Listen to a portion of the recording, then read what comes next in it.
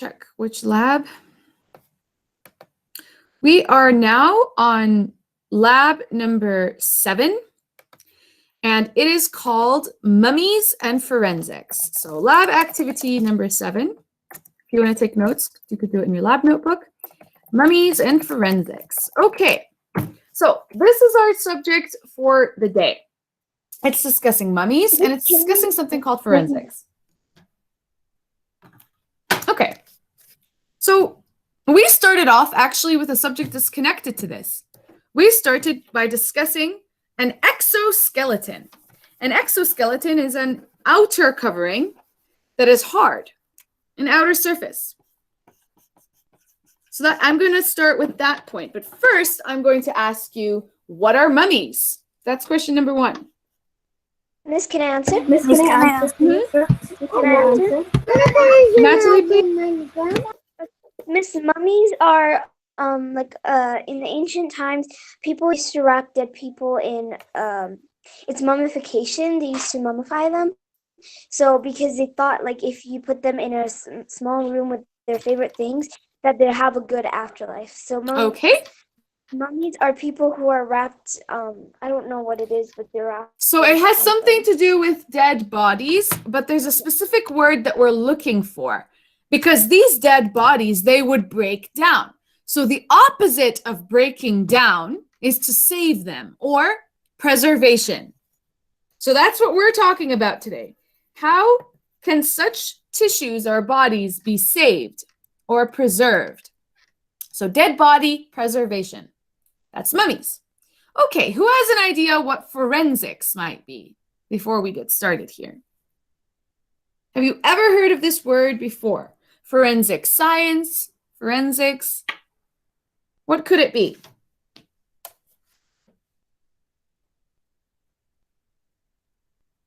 What, miss? Forensics. Have you ever heard the word forensics before? No. No? No. Okay. The connection of forensics is usually crime investigation shows. That's where you will see the most about forensic science. So let's take a look here.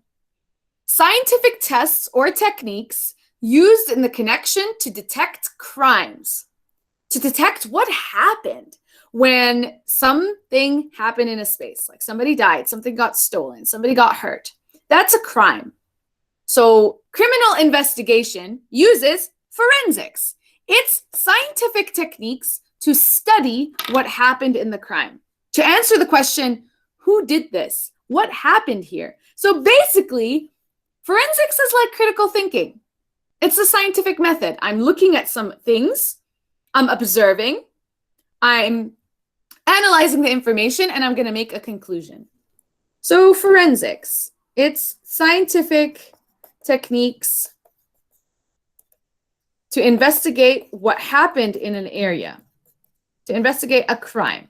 Okay, so we're going to connect these two, but let's start off by discussing something called the exoskeleton. Okay, so can you tell me what remains behind when any body actually passes away? An animal, a human, whatever it is. What stays after such a Can I thing? answer? Miss, your skeleton, because Miss, can I everything answer? decomposes. Sadil, go ahead. Miss, can I answer, please? Yes, Rajai. Miss- please. Okay, Miss, only the skeleton stays because everything else decomposes. So there's certain materials that do stay, and they do not need preservation. So part 1 of our lab right now is to say those hard tissues, they don't need preserving because they stay. Sadil, your mic was working and then suddenly it stopped. So if you have something to say, go ahead. I don't know. Okay, so starting off, things like bones. These guys, they're just not going to break down except over thousands or much more of years. These guys aren't breaking down. Bones are not breaking. Teeth are not breaking. So we don't need to sit and preserve the skeleton because the skeleton is already made of hard proteins and minerals. Usually stays. Another material that you would find is hair or teeth. This stuff takes much, much longer to break down and usually not even in our lifetime. So we would see it as a result of any dead body. Let's look at a few more examples over here. What do you think this is? Have you ever seen this before? No. So this is no, it's hard. It's hard and crunchy. It's made of like calcium, and it's throwing dust all over my laptop. So this is made of calcium. Yes. Is it real? It's real, yes. And I'm going to show you now what this is. Because the creature that has this breaks down, but this does not. So give me a guess. Give me a couple of guesses, and then I'll go show you what it actually is. What do you think this will be inside? Is it a bone? It's like a bone. It's like a bone, and the hint I'm going to give you is it's a sea creature. That's the hint. It's not a walking creature. A fish? A shell. Ah! Shell? It's not. It's like a shell. Okay, so let's go take a look at this, because look at how weird this is. That it's inside the squid. The squid actually has no skeleton. Yeah. Yeah, Miss, I actually seen this before. I was watching a video of how to dissect a squid, and I saw that, and it's kind of That is weird. actually It's like inside of them, yeah. So they don't have any bones, but they have this weird bone material, only one of them inside each squid. This does not break down. So the soft material will, but this one will not. That's the first thing. All right, let's take a look at something else that won't break down. This is a lobster tail. Now, as you can see, this exists, but on the inside, it's empty. Why would it be empty in there? Maybe I would think died and they took it out. It took it out. Yes. Okay. So this is the material that stays saved. It doesn't break down, but the stuff that's inside that was the soft tissue of the animal, it's gone, of course, because it got decomposed. So what I'm trying to show you now is examples of many different things that don't break down. These guys, they're not going to break down. The crab claws, also the crab bodies. Miss, are these real ones that you found? Yes, these are all real. So these guys, they're empty also from the inside, but the hard exoskeleton remains, and they have not broken down. Miss, what about shrimp tails? You know how we can't eat those? Yeah, probably they also will stay. If it's like a hard exoskeleton material, it won't break. Okay. It won't break down. Yes. Miss, what about the inside of a tortoise or like a turtle? The inside will get broken down, but the outside shell stays, of course. So that's another example, a turtle shell. That's not going to break down. All right, who can guess what these are? Have you ever seen these before? I've seen them, but I don't know what they are. I've always questioned what. Okay, another hint. This is also a sea creature, and it looks so different than this. It does not look like this. This. Is it like a is this a jellyfish? Is it a jellyfish? No, but the jellyfish don't even have anything hard at all. But this creature, it does from the inside. So let's go take a look at what on earth could create such a thing. A what? I don't know what the real name, but it's a sea star. No, close, but it's a sea something. Sea urchin. Oh, yeah. Sea urchin. These guys. Yes, on the inside. When it dries out, all the soft material is eaten and the spikes fall off, you will have this left. It's so weird. That is so weird and creepy at the same time. I would have never guessed it was a sea urchin. Exactly. It's like you can't touch them because they're just floating around. Like this looks like that's a sea urchin? These are little sea urchin shells from the inside of the sea urchin. So this doesn't break down, and you might find this on a beach, but you will not find the sea urchin forever. It will break down. I have one of those. That's what they're from. So these are our little sea urchins. No, so you're saying, Miss, that without any of them, without any of the spikes, they would look like that? Yes, they will. That's Oh what's my left. God. That's the shell I that's have one at home, but not like okay. that. More examples of materials that do not break down. Shells. We have all kinds of different shells, and they're made of a very hard mineral material, right? So it's easy this to stuff, find them. yeah, it's so easy to find them, and they basically just stay for a long time.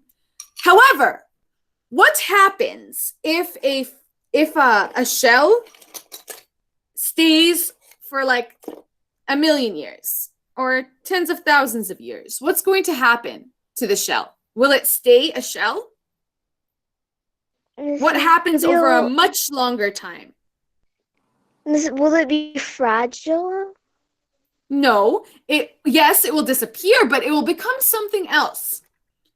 What is something that we have a record of from like hundreds of thousands of years ago? And it shows you soft fossils. Yes. So let's show you this example over here. This guy, it's not just a rock. It's actually one of these types of shells. Over time, the inside of the shell got filled up with minerals. And over time, it will become what we call a fossil. So these materials, even if it takes a very long time for them to break down, the next stage, they become fossils. So they really, really stay a very long time. Now, another thing that we could find, what? Miss, have you found other kinds of fossils from like weird creatures or like? I have found some, but they're mostly in like a collection at home with the rest of my mom's stuff, so I haven't looked at them in a long time. This one is the only one I have, I think. This is a weird kind of shell type of material that some kind of creature in the sea makes. That's super cool. I have found these in various different beaches. I don't remember exactly. But let's talk now about what happens to living things when they're in the earth for thousands of years, for millions of years. What happens to them over a very long period of time? Who can tell me what's happening then?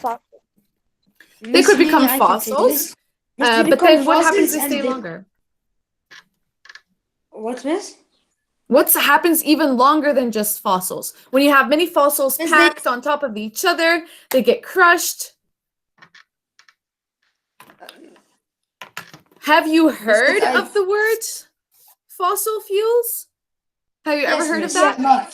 Okay. Yes, Miss, like oil and coal and all of that stuff. Oil Yeah, and Miss, so, Miss, those are fossil fuels that takes millions of years to grow. Yeah. And they're not natural. They're what you guys unnatural. have both said at the same time, so try to like talk slowly, is when things have broken down or for a very, very long period of time, they produce a very thick organic material that we have used as fuel because it contains energy when you burn it. But it's made of millions of years of packed up dead material on top of each other. So that's the end process. But for now, in the hundreds of years that we exist, you're going to find bones, hair, teeth, and skeleton exoskeletons. It's going to take a long time for them to break down. So you're going to see them in your life. So that's part one of this lab. Part two. Excuse me, Miss. Yes. If we run out of fuel and coal and oil and all of that stuff, how would we get it back? We can't make. You wouldn't get it back if you actually used all of it, but it's kind of difficult to finish all of it because it's within the earth. We're hopefully not going to pull all of it out. Okay. So let me show you one more exoskeleton before I move to part two. Another exoskeleton kind is, of course, insects. So the beetle shells that I've shown you that I saved in my boxes, that's all exoskeleton. Another example is, for instance, this millipede. See how it's a really thick one with a head and little legs. This is the exoskeleton. Yeah. And wait, I need to pick a piece for you that shows you that it's empty. See, all of the tissues inside are gone, but what's left is the hard material.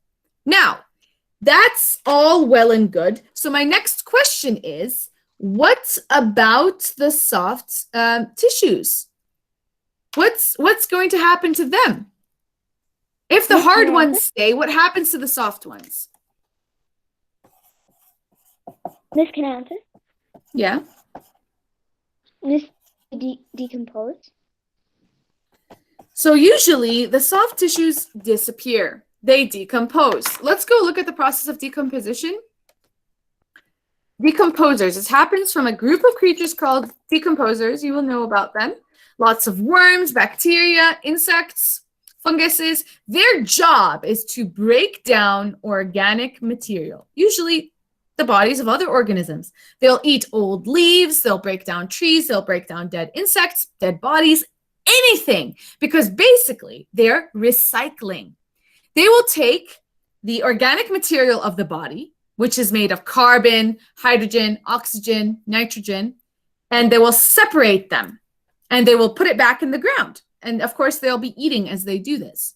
So decomposers is the natural process that happens to any dead thing. Anything that dies is going to go through a natural process of decomposition. Its Miss, I have a soft question. tissues will break down. Yes. Miss, would decomposers eat dead decomposers? Only if they have died. So they're not going to eat each other while they're alive.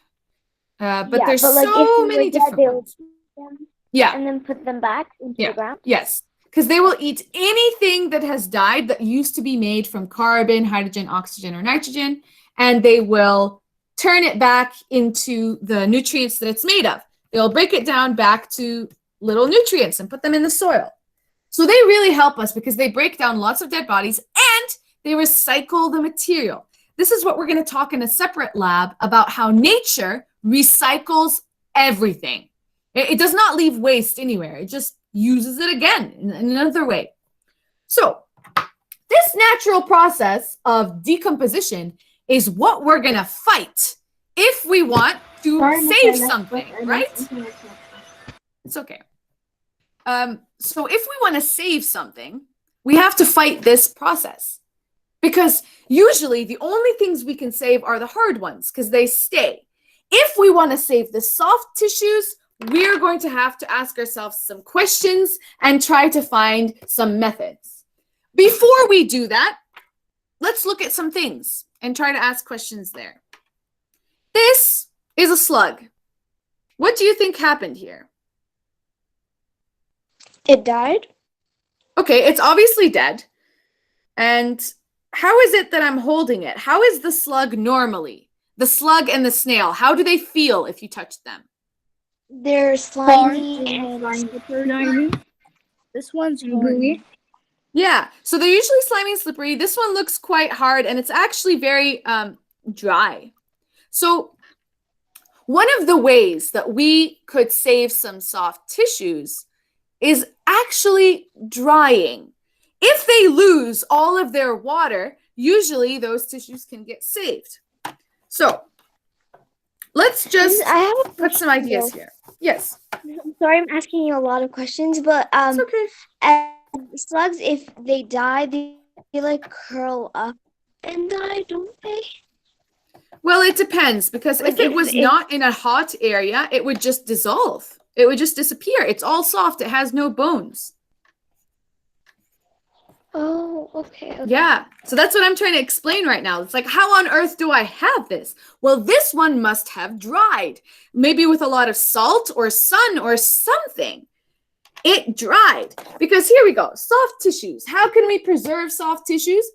We take it on a temperature continuum. Really hot temperatures or dryness, if all the water leaves the body, they might dry out. So here's another example. This is a little snake that's also preserved. And, you know, normally these things break down, but it's not. And This here, is the exoskeleton, right? no, this is actually the full snake. But the reason that I have the full snake is because it dried. I found this one next to a fire, first of all. Second of all, it was in the sun in a really, really hot place. So yeah, it's going to lose a lot of the water. So we need to know that So heat. like when they lose all their water, they might die? exactly. So drying or removing all of the water that they have inside their body is one of the ways that temperature, high temperature, can actually preserve things. So let's take a look at something over here. So this is our little book about mummies, and it gives you lots of examples, natural mummies and ones that we make ourselves. Take a look at these guys. What do you think has happened to them? Miss, they died and their skeletons are left. Yes, but they're actually in a very hot place. And the line over here says that these people lived in Chile where the dry heat of the desert preserved their bodies. So yeah, they don't look like they're as if they're alive, obviously, but a lot of their tissues wouldn't have stayed if they were somewhere that was wet. They were in a very dry and hot place. So the water left their body and some of their tissues could be preserved. So that's the first thing. We have dry heat could actually preserve things. What's the opposite of heat? The opposite end of the temperature extreme. Cold? Very Frozen? cold temperatures, very icy temperatures. Another place that we have found mummies is actually in the ice. This is because with ice, this decomposition process is slowed down or stopped. Some of these bacteria or funguses can only live in a warm temperature. So in a very, very icy environment, what happens is the tissues freeze. That's why you can save some tissues in a freezer or a fridge, for example. You stop the process of decomposition. So here's another example over here. We have on Mount Everest. People say there's a lot of dead bodies there of people who try to get to definitely. the top. Their body will be So preserved. there's preserved dead bodies there. Definitely, And like, yeah. is like anything to get them, or like are they still going to be? They might stuck die there? trying to get them, so then there'll be more. It's a very, very harsh conditions over there. So this is a tomb that was found frozen with a skeleton inside of it. But I can show you one of the most famous ice mummies is called the Iceman. And he's from a very specific time between 3,400 and 3,100 BC. And they could study him because he was found dead by an arrow. And they could study his tissues. And he was preserved like this. He's not just a skeleton because of the ice. So there's some tissues that are still remaining and they can study them.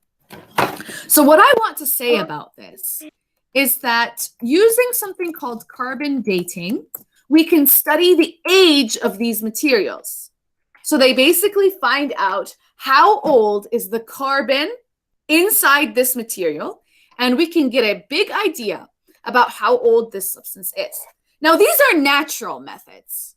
Can you tell me what else might happen if we're trying to preserve a tissue? Let's say not in a natural way. What are we going to use?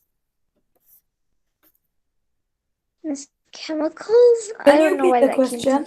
Chemicals. Okay, so yes, I asked, what are some other methods that could save the soft tissue and maybe not temperature? Maybe it's not natural.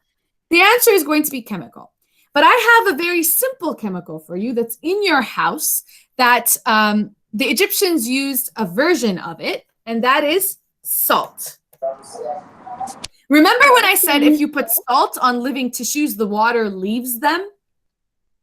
Oh, yeah, so slugs, you can kill them with salt. This slug could have dried in the sun, salt, or maybe it had salt on it. I don't know. This salt can actually make water leave the body, which over time is going to mean it dries out. So let's take a look at the Egyptian method of mummification. What they used. So could you kill someone by burying them in salt? Well, it would burn their skin. Obviously, it would be very uncomfortable. Like it wouldn't. And salt is not the strongest one. So, for example, let me tell you, what do you have in your house right now that can be preserved with salt, like food material? Like I don't know. I'm trying to think of something. Just when I get a straight, like simple question, I just forget everything. Well, we would put it in a jar what are some things that we can put in a jar with salt water, and we're going to eat them later? Salad? Sauerkraut Salt. or pickles. Oh yeah, right. That's preservation. They're being preserved in the salty water. And they're actually also, the bacteria in them are breaking them down and they're getting sour. So that's a different lab. But you're slowing down the process Yes, of miss, really excuse me, bad the bacteria. class is over. Thank you. Okay, so the last point that I want to say over here is that the mummification process in the old times, they used a natron, a kind of naturally occurring salt, and that helped to dry the body. The next point that we're going to talk about, whether on Sunday or Monday, is how the chemical usage happens and the connection to the final point, part 3, forensics. Okay, thank you for your attention. Thank you, Miss.